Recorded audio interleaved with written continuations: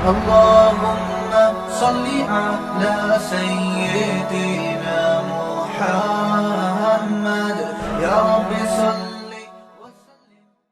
بسم اللہ الرحمن الرحیم. سورہ یونس کا رکوع نمبر 5 اور 11ویں پارے کا رکوع نمبر 10 آج میں اسٹارٹ کروں گا انشاءاللہ. بسم اللہ الرحمن الرحیم. سب سے پہلے اس کا لفظی ترجمہ مختصر گرامر کے ساتھ، پھر انشاءاللہ اس کی تفسیر.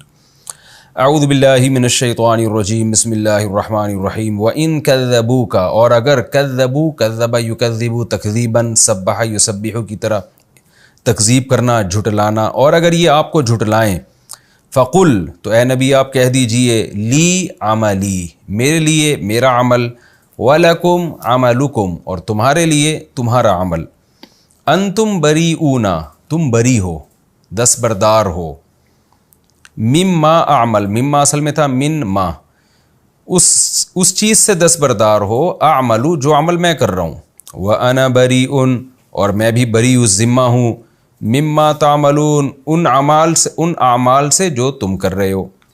وَمِنْهُمْ، اور ان میں سے بعض ایسے ہیں، مَن يَسْتَمِعُونَ، ایک ہوتا ہے سمع یسمعو، اس کا معنی ہے سننا، ایک ہوتا ہے استماع یستمعو، کان لگا کے سننا. وَمِنْهُمْ مَن يَسْتَمِعُونَ إِلَيْكَ، اور ان میں سے بعض ایسے ہیں جو بڑے غور سے کان لگا کر سن رہے ہوتے ہیں آپ کو، لیکن کیا ہے، أَفَأَنْتَ، تو کیا آپ، تُسْمِعُ الصُّمَّ، بہرے کو سنا سکتے ہیں، وَلَوْ كَانُوا لَا يَعْقِلُونَ، جبکہ وہ بہرے عقل بھی نہ رکھتے ہوں. وَمِنْهُمْ، اور ان میں سے بعض ایسے ہیں، مَن يَنظُرُ إِلَيْكَ، جو آپ کی طرف دیکھ رہے ہوتے ہیں، أَفَأَنْتَ، تو کیا آپ، تَهْدِي الْعُمْيَ، نابینا لوگوں کو سیدھا راستہ دکھا سکتے ہیں، وَلَوْ كَانُوا لَا يُبْصِرُونَ، جبکہ ان نابینا لوگوں میں بصیرت بھی نہ ہو. ابصر یبصر بصارا، بصیرت والا ہونا، وہ بصیرت بھی نہ ان میں. ان اللہ، بے شک اللہ تعالی، لا یظلم الناس شیئا، لوگوں پر ذرا بھی ظلم نہیں کرتا، ولکن الناس، لیکن لوگ جو ہیں، انفسہم یظلمون، اپنی جانوں پر خود ظلم کر رہے ہوتے ہیں.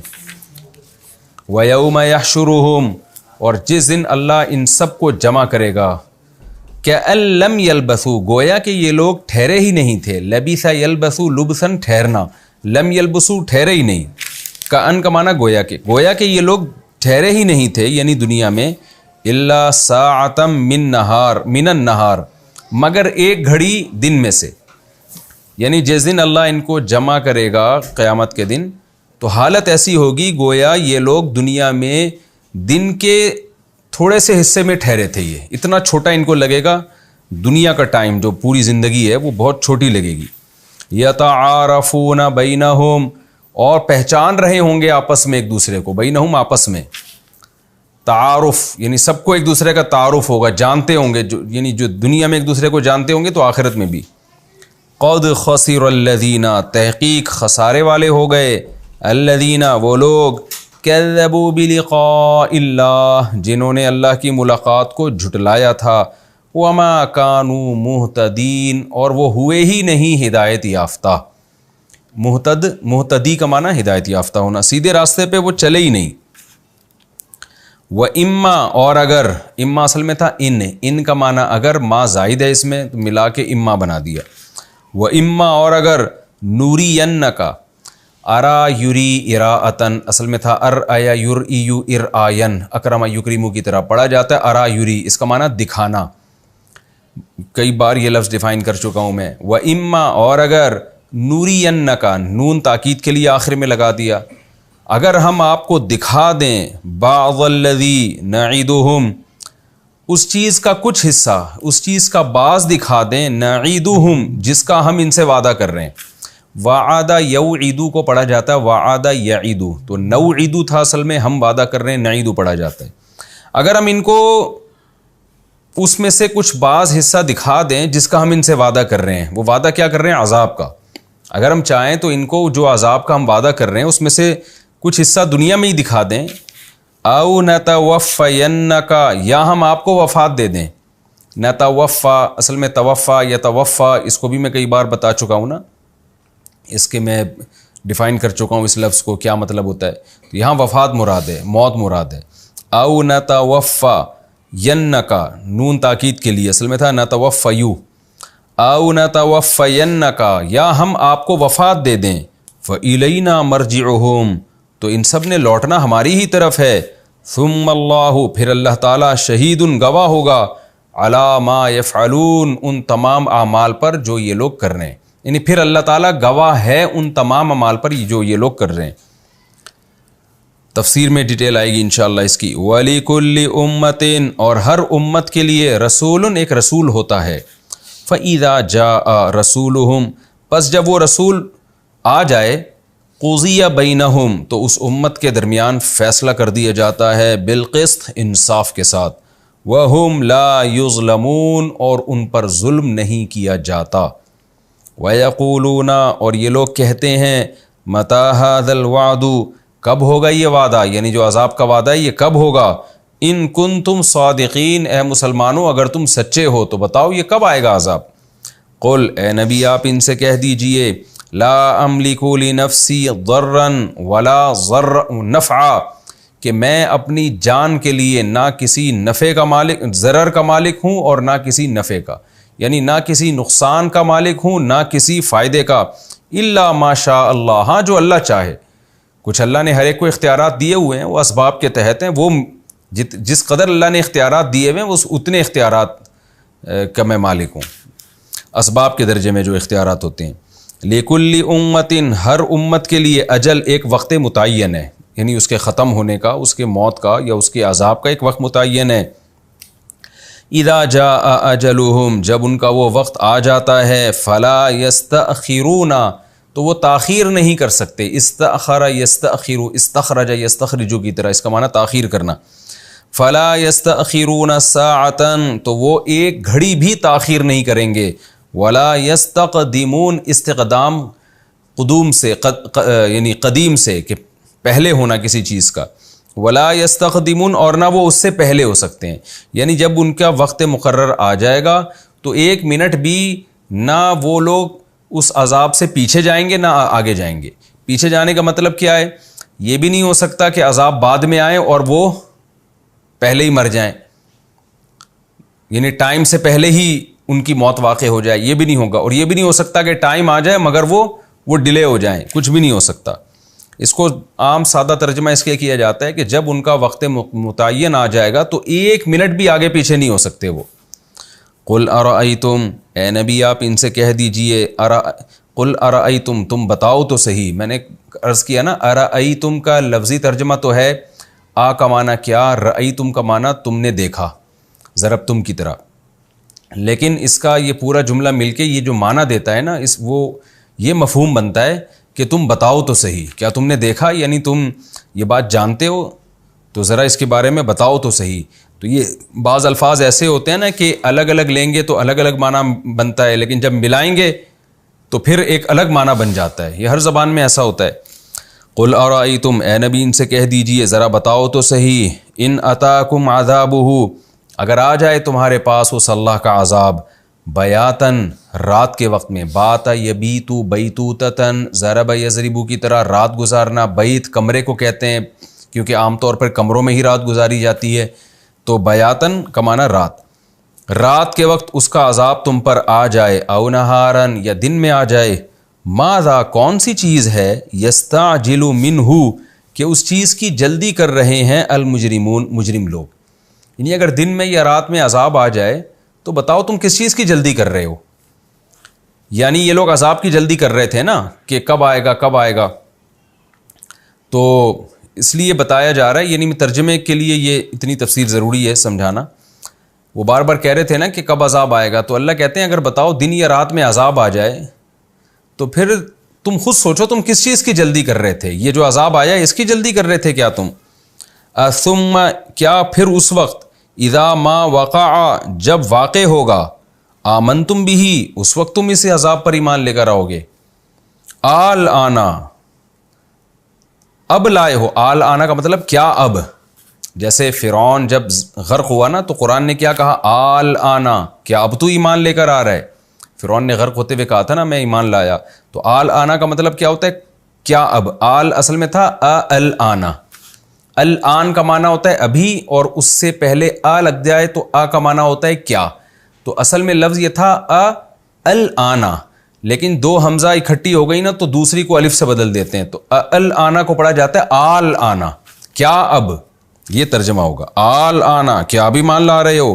وقد کنتم بہ تستعجلون، حالانکہ تم تھے بہ اس کے بارے میں تستعجلون جلدی کرنے والے، یعنی تستعجلون بہ تم اس عذاب کی پہلے جلدی کر رہے تھے، اور جب آ گیا تو کیا بھی مان لے کر آ رہے ہو تم. ثم قیل، پھر کہا جائے گا للذین ظلموا، ان لوگوں سے جو ظالم ہیں، ذوقوا عذاب الخلد، چکھو ہمیشگی کا عذاب. هل تجزون الا بما کنتم تکسبون، نہیں بدلہ دیا جا رہے تم مگر انہی اعمال کا کنتم تکسبون جو تم کمایا کرتے تھے. وَيَسْتَنْبِئُونَكَ، اور یہ آپ سے خبر طلب کرتے ہیں. نبا کہتے ہیں خبر کو نا، عن النبأ العظیم نہیں عما یتساءلون میں. اور استنبأ باب سین تا شروع میں لگ گیا نا تو اس کا معنی خبر طلب کرنا. وَيَسْتَنْبِئُونَكَ، یہ آپ سے خبر طلب کرتے ہیں، یہ آپ سے پوچھتے ہیں. کیا پوچھتے ہیں؟ احق ہو، کیا وہ عذاب برحق ہے، واقعی آئے گا؟ قل، کہہ دیجئے ای و ربی، ہاں میرے رب کی قسم. یہ جو ای کا لفظ ہے نا یہ عام طور پہ قسم سے پہلے لگتا ہے اور قسم کی تاکید کے لیے استعمال ہوتا ہے.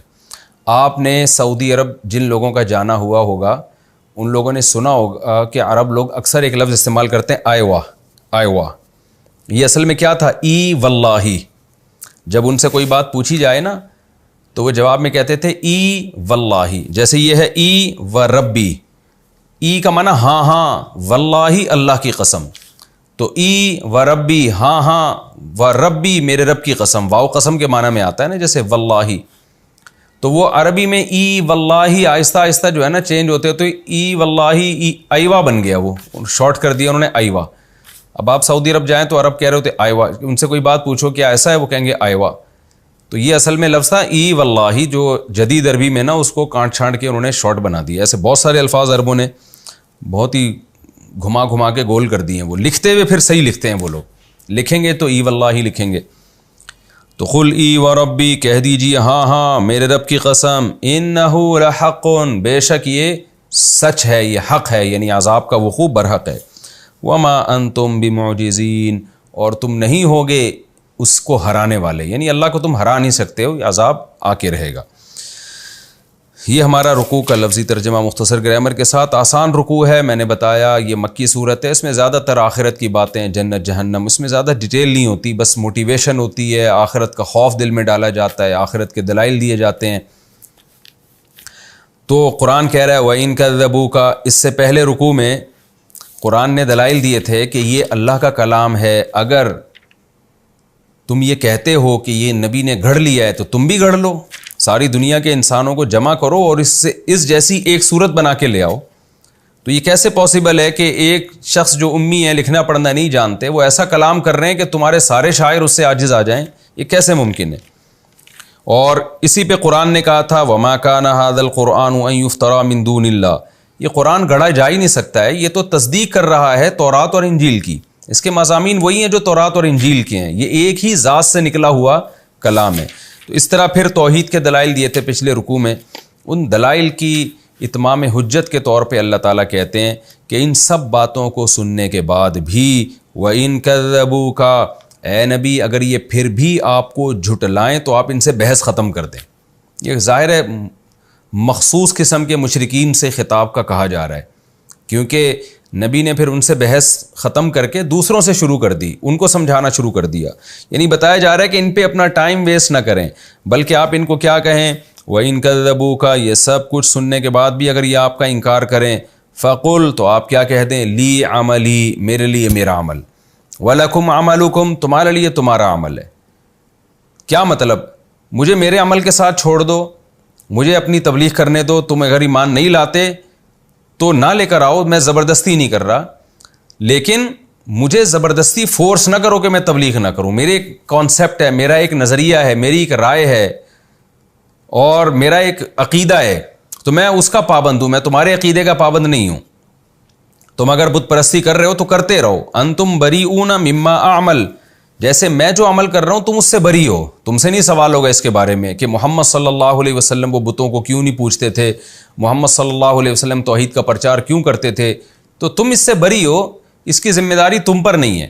وَأَنَا بَرِيءٌ مِّمَّا تَعْمَلُونَ, اور تم جو کچھ کر رہے ہو میں بھی اس سے بری ہوں, میں اس کا ذمہ دار نہیں ہوں. تم جو بتوں کی عبادت کر رہے ہو اور باپ دادا کی غلط رسومات میں پیروی کر رہے ہو, تو جیسے اس کا ذمہ دار میں نہیں ہوں تو ایسے ہی میں جو کچھ کر رہا ہوں تم بھی اس کے ذمہ دار نہیں ہو. تو پھر بحث کیسی ہماری؟ یعنی یہ جملہ اصل میں اس وقت کہا جا رہا ہے کہ بھائی تم بات نہیں مانتے تو ٹھیک ہے, تمہارا ایک کانسیپٹ ہے, لیکن میرا کانسیپٹ ہے تو میں تمہارا کانسیپٹ قبول کیسے کر لوں؟ اپنی رائے زبردستی مجھ پہ کیوں مسلط کر رہے ہو؟ تو جس نے میری بات پہ یقین کرنا ہوگا کر لے گا, مجھے آزاد چھوڑ دو. جس نے تمہاری بات کو فالو کرنا ہوگا تمہاری بات کو فالو کر لے گا. تو ہم دونوں ایک دوسرے کے عمل کے ذمہ دار تھوڑی ہیں, کیونکہ جب کوئی کسی عمل کا ذمہ دار ہوتا ہے نا تو پھر وہ روکنے کا اہل بھی ہوتا ہے. مثال کے طور پر آپ کے دفتر میں آپ کا ایک امپلائی ہے, وہ کوئی چوری کرتا ہے, تو آپ کا آفس اور آپ کے جو ہے نا وہ باس پہ بات آتی ہے, تو وہ کیا کرے گا کہ بھائی میں یہاں دفتر کے اندر جو کچھ بھی ہو رہا ہے میں اس کا ذمہ دار ہوں, یہاں کوئی غیر قانونی کام نہیں ہونا چاہیے, کیونکہ تم نے کیا تو جہاں تم پکڑے جاؤ گے میں بھی پکڑا جاؤں گا. تو ایسے موقع پہ اس باس کو یہ رائٹ ہوتا ہے کہ وہ اپنے ماتحت پہ سختی کرے. تو کوئی بھی ایسا کام جس کا اثر دوسرے پہ پڑ رہا ہو تو اس دوسرے کو یہ اجازت ہوتی ہے کہ دوسرے آدمی کو زبردستی روک لے. لیکن جب اثر نہیں پڑ رہا, جیسے آج بھی ہم کہتے ہیں نا بھائی ہندو اگر مندر میں جا رہا ہے, مسلمان مسجد میں جا رہا ہے, تو آپ نہ کسی کو مندر میں جانے سے روک سکتے ہیں زبردستی, نہ کسی کو مسجد میں جانے سے روک سکتے ہیں, اس لیے کہ دونوں ایک دوسرے کے عمل کے ذمہ دار تھوڑی ہیں. میں زبردستی کسی ہندو کا جب مندر سے روکوں گا کہ جب میرا یہ عقیدہ ہو کہ یہ اگر مندر گیا تو قیامت میں میری ٹھکائی ہوگی, تو ظاہر ہے میری کیوں ٹھکائی ہوگی, وہ جانے, اللہ اس سے قیامت کے دن پوچھے گا. اور ہندو مجھے مسجد سے جانے سے اس وقت روکے کہ اس کا یہ عقیدہ ہو کہ اگر میں نے مسلمان کو مسجد جانے دے دیا تو قیامت کے دن میری پکڑائی ہوگی, تو ظاہر ہے کوئی کسی کے عمل کا ذمہ دار نہیں ہے. تو یہ بحث ختم کرنے کے لیے اور نبی صلی اللہ علیہ وسلم کو جو ٹارچر کرتے تھے, مذاق اڑاتے تھے, زبردستی آپ کی دعوت میں رکاوٹ بن رہے تھے, اس خط کو ختم کرنے کا یہ اسلوب قرآن نے اختیار کیا کہ اے نبی اتنے دلائل سننے کے بعد بھی اگر یہ آپ کا انکار کرتے ہیں تو آپ ان سے کہہ دیجئے میرے لیے میرا عمل اور تمہارے لیے تمہارا عمل, تم اس عمل سے بری ہو جو میں کر رہا ہوں اور میں اس عمل سے بری ہو جو تم کر رہے ہو. یہ ایسے ہی ہے جیسے قل یا ایھا الکافرون میں تھا نا کہ لکم دینکم ولی دین, تمہارے لیے تمہارا دین میرے لیے میرا دین.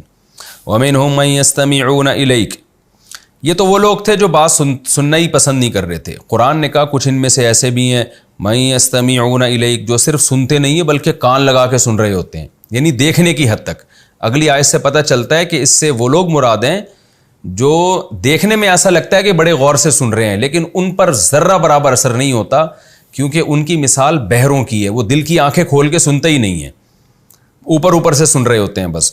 وَمِنْهُمْ مَنْ يَسْتَمِعُونَ إِلَيْكَ, ان میں سے کچھ ایسے ہیں جو غور لگا کے آپ کی بات سن رہے ہوتے ہیں, یعنی ایسا لگتا ہے کہ جیسے بڑی غور سے آپ کی طرف انہوں نے کان لگایا ہوا ہے, لیکن ان کو بھی ہدایت نہیں ملتی. تو ظاہر اس سے نبی اور پریشان ہوتے تھے کہ وہ لوگ جو سن ہی نہیں رہے ان کو ہدایت نہ ملے. تو سمجھ میں آتا ہے کچھ ایسے بھی کافر ہیں جو ایسا لگتا ہے کہ یہ کان لگا کے غور سے بات سن رہے ہیں, تو ان کو ہدایت کیوں نہیں مل رہی؟ تو اس کا قرآن نے جواب دیا افانت تسمع الصم, اے محمد صلی اللہ علیہ وسلم تو کیا آپ بہروں کو سنا سکتے ہو؟ بہرا جتنا بھی قریب لے آئے نا کان کو, اس کو پھر بھی سنائی نہیں دیتا. تو یہ دل کی آنکھوں کے لحاظ سے بہرے ہیں, یہ سنتے ہیں اوپر سے, دل میں قبول کرنے کی نیت سے یہ سنتے ہی نہیں ہیں. تو کیا آپ بہروں کو سنا سکتے ہیں؟ وَلَوْ كَانُوا لَا يَعْقِلُونَ, اگر وہ بہرے ایسے ہوں کہ عقل بھی نہ ان میں. بعض دفعہ بہرے کو آپ سناتے ہیں, سنائی نہیں دیتا, لیکن عقل سے کام لے کے نا سمجھ جاتا ہے, لپسنگ سے سمجھ جاتا ہے, اشاروں سے سمجھ جاتا ہے کہ سامنے والا کیا کہنا چاہتا ہے. اب اگر بہرا بھی ہے اور عقل بھی کام نہیں کر رہی تو اس بہرے کو بات سمجھانا تو ناممکن ہے. تو قرآن کہتا ہے یہ جو غیر مسلم, جو ہٹ دھرم قسم کے غیر مسلم ہیں, اے محمد صلی اللہ علیہ وسلم آپ ان کو ہدایت نہ ملنے سے پریشان نہ ہو, کیونکہ یہ ان کی مثال ان بہروں کی ہے جن بہروں میں عقل بھی نہیں ہے. تو کیا آپ بہروں کو سنا سکتے ہیں؟ وَلَوْ كَانُوا لَا يَعْقِلُونَ, جبکہ ان بہروں میں عقل بھی نہ ہو. وَمِنْهُمْ مَنْ يَنظُرُ إِلَيْكَ, اور ان میں سے کچھ ایسے ہیں جو آپ کو دیکھ رہے ہوتے ہیں۔ اس سے نبی یہ سمجھ بیٹھتے ہیں کہ شاید اب ان کو ہدایت مل جائے گی، مجھے بڑے غور سے دیکھ رہے ہیں۔ دیکھنے کا مطلب یہی ہے کہ جب ظاہر ہے دیکھتا ہے انسان تو سنتا بھی ہے۔ تو قرآن کہہ رہے نا نا نا نا نا افا انت تہدی العمی، کیا آپ اندھوں کو سیدھا راستہ دکھا سکتے ہیں کیا؟ اندھے کو کہاں دکھایا جا سکتا ہے، ہدایت دی جا سکتی ہے کہ یہ سیدھا راستہ، اس کو تو نظر ہی نہیں آ رہا بیچارے کو۔ وَلَوْ كَانُوا لَا يُبْصِرُونَ، جبکہ اس اندھے میں بصیرت بھی نہ ہو۔ بعض دفعہ ایک شخص نابینا ہوتا ہے مگر اس میں اللہ نے دل کی آنکھیں ایسی اس کی کھولی ہوئی ہوتی ہیں کہ وہ بھی اشاروں سے اور کچھ اپنی چھٹی حص استعمال کر کے کچھ نہ کچھ ٹریس کر لیتا ہے کہ سامنے والا کیا دکھانا چاہ رہا ہے مجھے۔ لیکن اللہ کہتے ہیں یہ ایسے لوگ ہیں کہ ان کی بصیرت کی آنکھیں بھی بند ہو چکی ہیں، تو اس لیے ان کے دیکھنے یا ان کے سننے سے آپ متاثر نہ ہوں۔ اندھے اور بہرے ہیں، اس میں آپ کو گناہ نہیں ہوگا، یہ خود ان کے اندر یہ عیب ہے۔ نبی صلی اللہ علیہ وسلم کو یہ بھی فکر ہوتا تھا نا، فکر ہوتی تھی کہ شاید میری دعوت میں کوئی کمی ہے، میرے اخلاص میں شاید کوئی کمی نہ ہو، یا میرے جذبے میں شاید کوئی کمی ہے جس کی وجہ سے ان پر اثر ہی نہیں ہو رہا۔ تو آپ بہت ٹینشن میں آتے تھے، کیونکہ ظاہر ہے اللہ نے آپ کو آخری نبی بنایا اور آپ کے ذمہ دعوت کا عظیم کام لگایا، اور اللہ نے یہ بھی کہا وَإِن لَّمْ تَفْعَلْ فَمَا بَلَّغْتَ رِسَالَتَكَ، قرآن میں دوسرے مقام پہ آتا ہے کہ اے نبی آپ اللہ کا پیغام پہنچائیے، اگر آپ نے پہنچانے میں کمی کی تو پھر اللہ یہی سمجھے گا آپ نے رسالت کا حق ادا نہیں کیا۔ تو یہ دھمکیاں بھی قرآن میں نازل ہو چکی ہیں۔ تو اب آپ سوچئے کہ نبی پہ کیا گزرتی ہوگی، دل پہ آرے چلتے ہوں گے کہ میں اللہ کو کیا جواب دوں گا۔ تو اس لیے اللہ اپنے حبیب صلی اللہ علیہ وسلم کو تسلیاں دیتا ہے کہ یہاں آپ کی دعوت میں کوئی کمی نہیں ہے، اصل میں سامنے جو مجمع آپ کے سامنے آ کے بیٹھ گیا ہے وہ اندھے اور بہرے ہیں، اور ایسے اندھے اور بہرے جن کی نہ بصیرت کی آنکھیں ہیں اور نہ جن کی عقل کام کر رہی ہے۔ اب سوال پیدا ہوتا ہے اللہ تو نے لوگوں کو ایسا اندھا بہرا بنا کیوں دیا کہ جن کی عقلوں پہ مہر لگ گئی ہو؟ یہ بھی تو اللہ ہی کرتا ہے نا یہ کام۔ قرآن میں ہے نا ختم اللہ علی قلوبہم، اللہ نے ان کے دلوں پہ اسٹیمپ لگا دی ہے، مہر لگا دی ہے۔ تو اللہ تو نے انسانوں میں ایسے انسان پیدا کیوں کیے جن میں سننے کی صلاحیت ہی ختم ہو گئی، عقل ہی ختم ہو گئی، دیکھنے کی صلاحیت ہی ختم ہو گئی؟ تو اس کا جواب اللہ دے رہا ہے ان اللہ لا یظلم الناس شیئا، دیکھو اللہ لوگوں پہ ذرہ برابر بھی ظلم نہیں کرتا۔ یہ جان کر زبردستی اللہ نے ایسا نہیں کیا کہ ان کے اندھا بہرا بنا دیا، وَلَكِنَّ النَّاسَ أَنفُسَهُمْ يَظْلِمُونَ، لیکن لوگ ہی اپنی جان پہ ظلم کرتے ہیں۔ کیا مطلب؟ انہوں نے ایسی بدعمالیاں کی ہیں کہ اپنے دل کی حالت کو انہوں نے خود چینج کر دیا ہے۔ ایک حد ہوتی ہے نا، انسان حق کا انکار کرتے کرتے ہر دھرم ہو جاتا ہے، پھر اس میں غیرت ہی ختم ہو جاتی ہے، وہ جذبہ ہی ختم ہو جاتا ہے حق کو قبول کرنے کا۔ آج تو دن رات ایسے لوگ ہمیں نظر آتے ہیں کہ آپ ان کے سامنے دلائل کے انبار لگا دیں لیکن بھینس کے آگے بین بجانے والی بات ہوتی ہے۔ تو وہ خود ان کی بدعمالیاں کر کر کے ایسا دل سخت ہو چکا ہوتا ہے۔ تو اللہ کہتے ہیں میں ظالم نہیں ہوں، یہ لوگ خود ظالم ہیں، اپنی حالت انہوں نے خود ایسی کر دی ہے۔ وَيَوْمَ يَحْشُرُهُمْ كَأَن لَّمْ يَلْبَثُوا إِلَّا سَاعَةً مِّنَ النَّهَارِ، آج دنیا میں یہ قیامت کے وقوع کا انکار کر رہے ہیں، دنیا میں یہ کہہ رہے ہیں کہ نہیں قیامت نہیں آئے گی۔ محمد صلی اللہ علیہ وسلم جو کہتے ہیں کہ دوبارہ زندہ ہونا ہے تو نہ ہم مر گئے مٹی ہو کے ختم، تبھی تو شرک کر رہے ہیں یہ لوگ۔ اللہ کے سامنے جواب کا احساس ہوتا تو سوچتے کہ ہم صحیح کر رہے ہیں کہ غلط کر رہے ہیں۔ لیکن اللہ کہتے ہیں کہ جس دنیا کے پیچھے یہ آخرت کا انکار کر رہے ہیں، کیونکہ آخرت مانیں گے تو دنیا کی لذتیں چھوڑنی پڑیں گی، صحیح عقیدہ اختیار کرنا پڑے گا۔ تو جس دنیا کے پیچھے یہ آخرت کا انکار کر رہے ہیں وہ دنیا آخرت کے مقابلے میں بہت تھوڑی ہے، اس حالت کو اللہ نے یہاں بیان کیا۔ وہ کیا ہے؟ وَيَوْمَ يَحْشُرُهُمْ، جس دن اللہ ان کو قیامت کے دن جمع کرے گا، كَأَن لَّمْ يَلْبَثُوا، ایسے ہو جائیں گے گویا کہ یہ دنیا میں رہے ہی نہیں، إِلَّا سَاعَةً مِّنَ النَّهَارِ، مگر یہ کہ دن کے تھوڑے سے حصے میں۔ یعنی ان کو ایسا لگے گا کہ اللہ نے ہمیں زندگی 24 گھنٹے کی بھی نہیں دی۔ یہ مضمون بھی قرآن میں کئی جگہ بیان ہوا ہے کہ آپس میں ایک دوسرے سے پوچھ رہے ہوں گے إِن لَبِثْتُمْ إِلَّا قَلِيلًا، بھائی بتاؤ ہم دنیا میں کتنے دن رہے تھے؟ کوئی کہے گا 1 دن رہے، کوئی کہے گا آدھے دن رہے۔ یعنی آخرت کا اتنا طویل دن ہوگا نا، اتنی طویل زندگی ہوگی آخرت کی، اس کے مقابلے میں یہ دنیا کی زندگی 24 گھنٹے سے بھی کم لگ رہی ہوگی۔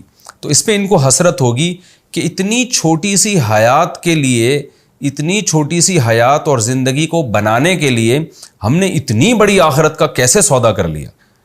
تو قرآن اس کو کہتا ہے وَيَوْمَ يَحْشُرُهُمْ، جس دن اللہ ان کو جمع کرے گا، كَأَن لَّمْ يَلْبَثُوا، ایسے ہو جائیں گے گویا رہے ہی نہیں دنیا میں مگر ایک چھوٹی سی گھڑی دن کے وقت کی، يَتَعَارَفُونَ بَيْنَهُمْ، اور ایک دوسرے کو پہچان بھی رہے ہوں گے، اسی وجہ سے ایک دوسرے سے سوالات بھی کریں گے۔ قرآن میں دوسرے مقام پر آتا ہے ایک دوسرے سے پوچھیں گے یار تم بتاؤ ہم دنیا میں کتنے رہے، کیونکہ جب ایک دوسرے سے اپنا غم شیئر کرتے ہیں نا تو حسرت اور بڑھتی ہے، تو وہ غم شیئر کریں گے ایک دوسرے کے ساتھ کہ بتاؤ تم کتنا رہے، وہ کہے گا ہم بھی تھوڑے سے رہے تھے، ہم بھی تھوڑے سے، تو ایک دوسرے کو کہیں گے پہچان کے نا، پہچاننے کے بعد ایک دوسرے سے کہیں گے کہ یار ہم نے کتنی بڑی حماقت کی ہے کہ اس چھوٹی سی دنیا کے پیچھے ہم نے اتنی بڑی آخرت کو تباہ کر دیا۔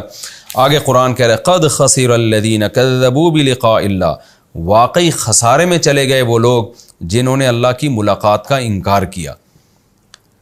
دنیا میں رہ کر آخرت کا انکار کر کے کیا خسارہ کیا؟ چھوٹی سی زندگی کی خاطر اس آخرت کو برباد کر دیا۔ وما کانوا مہتدین، اور پھر یہ ہدایت یافتہ نہیں ہوئے۔ آخرت کو مان لیتے تو پھر سیدھے راستے پہ چلنے کی توفیق ملتی، کیونکہ آخرت ہی سے کے عقیدے سے ہی انسان کو موٹیویشن ملتی ہے۔ آخرت کا انکار کر لیا پھر تو وہ گمراہی کے راستے کھلے ہوئے ہیں۔ وَإِمَّا نُرِيَنَّكَ بَعْضَ الَّذِي نَعِدُهُمْ، اب جب بھی قیامت کی بات آتی تھی، قیامت سے متعلق آیتیں نازل ہوتی، فوراً مشرکین کہہ لیتے بھئی قیامت میں کیوں، ابھی عذاب لے آؤ نا، ابھی عذاب لے آؤ۔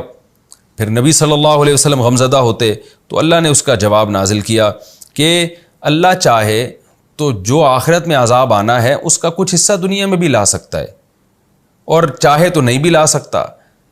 اور اے نبی آپ جو ان کے درمیان موجود ہیں، اگر ان پر عذاب نہیں بھی آیا تو آپ پر تو وفات آ جائے گی، اللہ آپ کو ان سے ہٹا لے گا، اٹھا لے گا، آپ نے بھی ہمیشہ ان میں نہیں رہنا ہے، لہذا آپ بھی ہمیشہ ان کے طعنے نہیں سنیں گے۔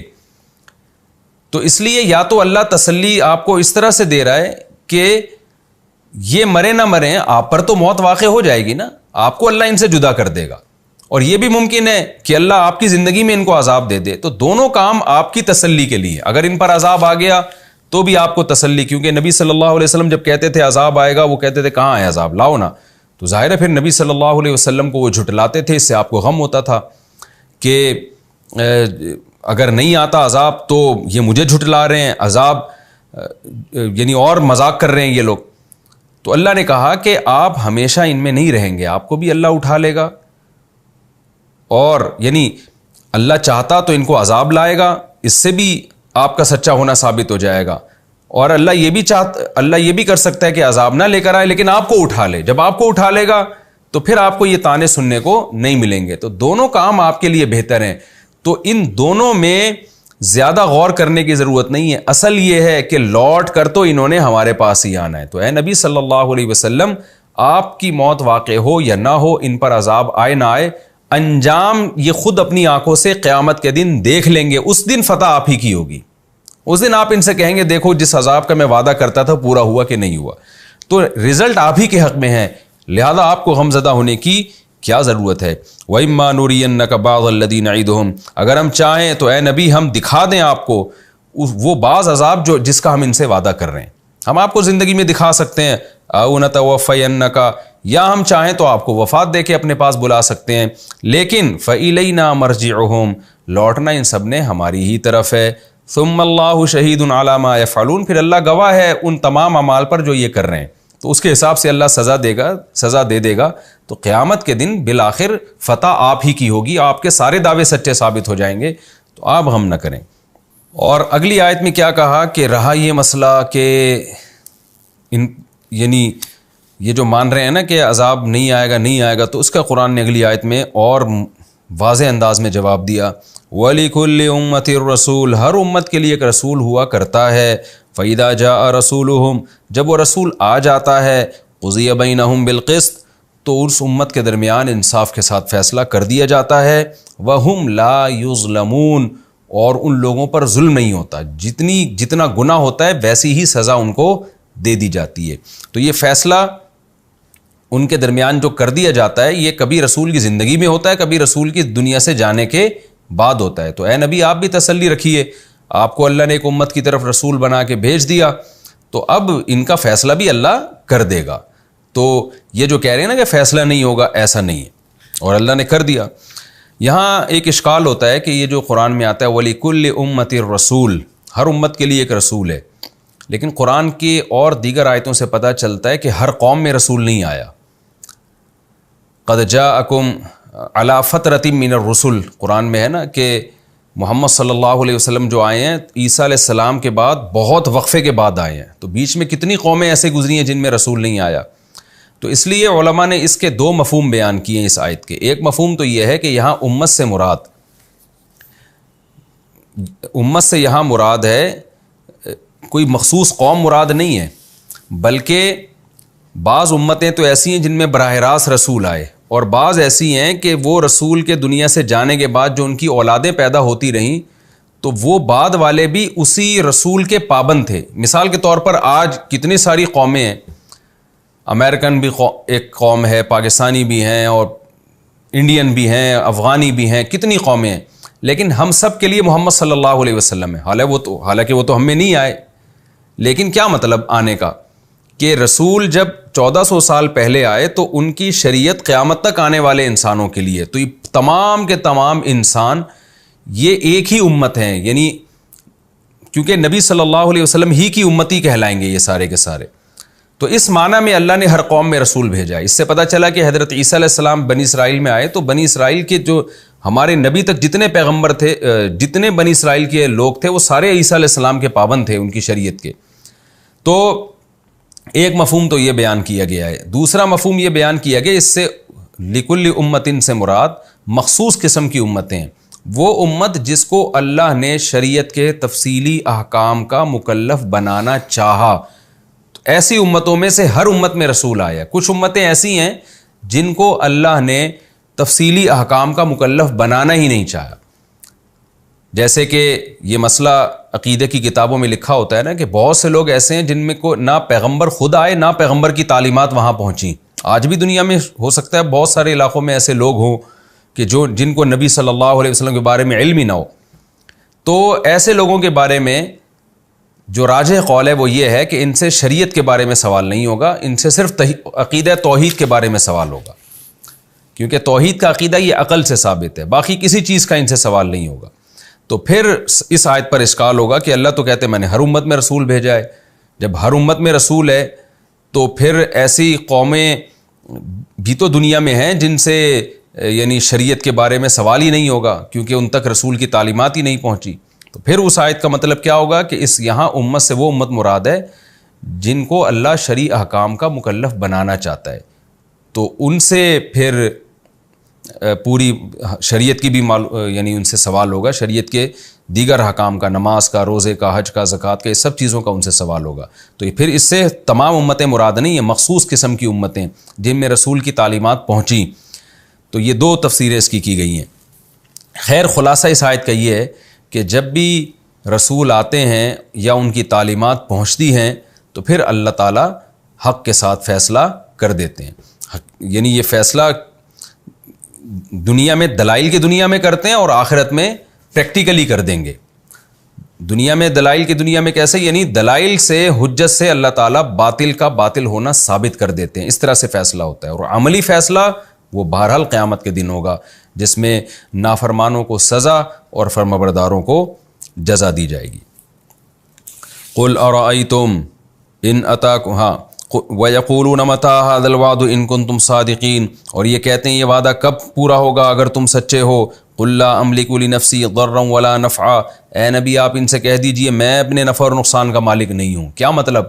تم کہہ رہے ہو کب قیامت آئے گی، کب وعدہ پورا ہوگا، تو میں کوئی عالم الغیب تھوڑی ہوں، میں تو بشر ہوں، بشر نفع اور نقصان کا مالک نہیں ہوتا۔ جو عالم الغیب ہوتا ہے نا اس کو تو کبھی نقصان ہو ہی نہیں سکتا، اسے پتہ ہے کل یہ ہو جائے گا تو پہلے سے ہی احتیاط کر لو، جبکہ میں تو تم دیکھ رہے ہو نفع نقصان کا مالک ہی نہیں ہوں، تو اس کا مطلب مجھے فیوچر کا علم نہیں ہے۔ تو یہ اس طرح سے ثابت کیا جا رہا ہے کہ علم غیب کی نفی۔ تو جب میرے پاس علم ہی نہیں ہے تو مجھے کیا پتا کہ کب قیامت آئے گی۔ الا ماشاء اللہ، ہاں اتنا مالک ہوں جتنا اللہ نے اختیار دیا ہوا ہے۔ وہ اسباب کے درجے میں تو کچھ نہ کچھ اختیار اللہ نے انسانوں کو دیا ہوا ہوتا ہے، تو جتنا انسانوں کے پاس اختیارات ہوتے ہیں وہی میرے پاس بھی ہیں، اس سے زیادہ میں مالک نہیں ہوں۔ لکل امت اجل، لیکن ایک بات میں جانتا ہوں کہ ہر امت کے لیے اللہ نے ایک وقت متعین کیا ہوا ہے، اس سے زیادہ اللہ اس کو مہلت نہیں دیتے۔ اذا جاء اجلہم، جب وہ وقت مقرر آ جاتا ہے، فلا یستأخرون ساعۃ ولا یستقدمون، تو پھر ایک سیکنڈ بھی وہ آگے پیچھے نہیں ہو سکتے. تو تمہارے ساتھ بھی ایسا ہوگا. قل ارأیتم ان اتاکم عذابہ بیاتا او نہارا، اے نبی آپ ان سے کہہ دیجئے تم جس عذاب کی جلدی کر رہے ہو، بار بار کہہ رہے ہو کب آئے گا کب آئے گا، تو یہ سوال ہی اس لیے پوچھتے تھے کہ جلدی کیوں نہیں آ رہا. تو اے نبی آپ ان کو بتائیے کہ بتاؤ تو صحیح، اگر اللہ کا واقعی میں عذاب دن میں یا رات میں کسی ٹائم پہ آ جائے تو ماذا یستعجل منہ المجرمون، تو بتاؤ مجرم لوگ کس چیز کی جلدی میں چاہ رہے ہیں. یعنی جب عذاب آئے گا تو پھر میں تم سے پوچھوں گا اس کی جلدی میں چاہ رہے تھے تم، تو اس بات کا بھی تو خطرہ ہے کہ ابھی آ جائے. ٹھیک ہے اصل وعدہ تو قیامت کا ہے، لیکن امکان تو ہے نا کہ اللہ پہلے ہی دے دے. تو پھر اس بات سے تمہیں ڈرنا چاہیے کہ واقعی میں اگر آ گیا تو ہم پھر یہی کہیں گے کہ یار یہ مجرم لوگ تم کس چیز کی جلدی کر رہے تھے. یہ ایسا ہی ہے نا کہ آپ کسی کو تنگ کرنے کے لیے کہہ رہے ہو کہ تو بھائی مجھے سزا کب دے گا، کسی بڑے آفیسر کو آپ پولیس والے کو کہہ رہے ہو بھائی تو مجھے کب ٹارچر کرے گا کب ٹارچر کرے گا، تو وہ کیا کہے گا بھائی جب میں کرنا شروع کر دوں گا تو خود سوچ کے پھر تو کیا سوچے گا کہ یار میں اس کی جلدی میں چاہ رہا تھا، میں اس کی جلدی طلب کر رہا تھا. تو یہ بھی ایک الگ انداز سے مشرکین کو سمجھایا جا رہا ہے، انسانوں کو سمجھایا جا رہا ہے کہ عذاب کے بارے میں یہ سوال مت کیا کرو کہ کب آئے گا. عذاب ایسی چیز ہے اس سے ڈرو اور بچنے کی کوشش کرو. بار بار یہ نہ پوچھو کہ یہ کوئی مہمان نہیں ہے، کوئی گفٹ نہیں ہے جس کے بارے میں پوچھا جائے کہ جی وہ کب آ رہا ہے. جیسے کوئی آپ کا محبوب آنے والا ہو نا تو بار بار آپ گھڑی دیکھ رہے ہوتے ہیں کب آئے گا کب آئے گا. تو یہی انداز مشرکین کہتے ہیں کہ اگر آ گیا تو پھر خود سوچو یہ وہ چیز تھی جس کی تم جلدی میں چاہ رہے تھے، اس وقت یہ تم سوچو گے. تو اس لیے یہ مت کہو کہ کب آئے گا کب آئے گا، یہ سوال مت کیا کرو. ثم اذا ما وقع، کیا پھر اس وقت جب یہ واقع ہو جائے گا آمنتم بھی، اس عذاب پر تم ایمان لے کر آؤ گے. یعنی تم تو یہ کہہ رہے ہو جلدی عذاب آئے نا تاکہ ہم اپنی آنکھوں سے دیکھ لیں. تو اللہ کہتے ہیں کیا جب آ جائے گا اور تم اپنی آنکھوں سے دیکھ لو گے تو کیا اس وقت ایمان لے کر آؤ گے؟ تو کیسی بے وقوفی والی باتیں کر رہے ہو. اگر دیکھ کے ایمان لے ہی آؤ گے تو اس ایمان کا کیا فائدہ ہوگا؟ تو اس وقت اللہ تم سے کیا کہے گا؟ آل آنا، یعنی یقال لہم، یہ محذوف ہے، ان سے کہا جائے گا آل آنا، اب ایمان لے کر آ رہے ہو. وقد کنتم بہ تستعجلون، اس سے پہلے تو تم عذاب کی جلدی مچایا کرتے تھے مذاق اڑانے کی نیت سے. تو پھر کوئی اس وقت ایمان معتبر نہیں ہوگا. تو ایمان جب ہی معتبر ہے جب عذاب آئے بغیر اس پر ایمان لے آؤ کہ آئے گا، پہلے یقین کر لو. ثم قیل للذین ظلموا، پھر ظالموں سے اس وقت تو کہا جائے گا ذوقوا عذاب الخلد، اب اس ہمیشگی کے عذاب کو چکھو اور تمہیں اسی عمل کا بدلہ دیا جا رہا ہے جو تم کر رہے تھے. تو اس وقت مہلت نہیں ملے گی. اس لیے یہ سوال بار بار پوچھنا کہ کب آئے گا عذاب کب آئے گا، اس کے بجائے اس سے پہلے تیاری کر لو اس عذاب سے بچنے کی. وَيَسْتَنْبِئُونَكَ أَحَقٌّ هُوَ، اور پھر اے نبی پھر یہ مذاق اڑاتے ہوئے آپ سے پوچھتے ہیں کہ کیا واقعی یہ عذاب سچا ہے. یہ بہت یعنی بدتمیز قسم کے لوگ تھے جو بار بار نبی کو ٹارچر کرتے تھے. اتنی آیتیں نازل ہونے کے بعد بھی کیا کہہ رہے ہیں؟ احق ہوں، کیا واقعی وہ عذاب سچا ہے. یہ جب کسی کا بہت مذاق اڑاتے ہیں نا آپ اور طنزیہ لہجہ اختیار کرتے ہیں، ضد اور ہٹ دھرمی والا راستہ اختیار کرتے ہیں، تو پھر یہ طرز ہوتا ہے. تو اتنا کچھ کہنے کے بعد پھر وہ مذاق میں کہتے تھے احق ہوں، کیا واقعی وہ سچا ہے. تو اے نبی آپ ان سے کہہ دیجئے ای و ربی، ہاں ہاں میرے رب کی قسم، انہ لحق، واقعی اس عذاب کا واقع ہونا سچا ہے. لیکن اب تم مذاق اڑا رہے ہو. وما انتم بمعجزین، جب آئے گا نا اس وقت تم اللہ کو ہرا نہیں سکتے. ابھی اڑا لو جتنا مذاق اڑانا ہے اور ایسے طنزیہ سوالات کرتے رہو بیٹھ کے، لیکن جب آئے گا اس وقت تم اللہ کو ہرا نہیں سکتے. یہ رکوع ہمارا کمپلیٹ ہو گیا، آسان ہے، اس کے خلاصے کی بھی کوئی خاص ضرورت نہیں ہے میرا خیال ہے. تو یہ تو ترغیب کی آیتیں ہیں، دل بنانے والی آیتیں ہیں. کیسے نبی صلی اللہ علیہ وسلم کا مکالمہ ہو رہا ہے مشرکین کے ساتھ، ادھر اللہ آیتیں نازل کر رہا ہے، ادھر مشرکین کے سوالات کو بھی اللہ قرآن کا حصہ بنا رہا ہے تاکہ ہمیں بھی پتہ چلتا رہے کہ کیسے کیسے ضدی اور ہٹ دھرم لوگ تھے، کیا کیا سوال کر رہے تھے، اور قرآن نے کتنے سیدھے اور سادہ صاف ستھرے انداز میں لوگوں کی مینٹل لیول پہ آ کے ان سے کلام کیا اور کیسے ان کو سمجھایا. اللہ تعالی ہمارے عقیدوں کو مضبوط کرے اور اس عذاب سے پہلے ہمیں اس عذاب سے بچنے کی تیاری کی توفیق عطا فرمائے. یہ ہمارا رکوع کمپلیٹ ہوا. انشاءاللہ اگلے ایپیسوڈ میں ہم سورہ یونس کا رکوع نمبر 6 اور 11ویں پارے کا رکوع نمبر 11 انشاءاللہ ہم اسٹارٹ کریں گے. اللہ تعالیٰ سمجھنے کی عمل کی توفیق عطا فرمائے. وما علینا الا البلاغ.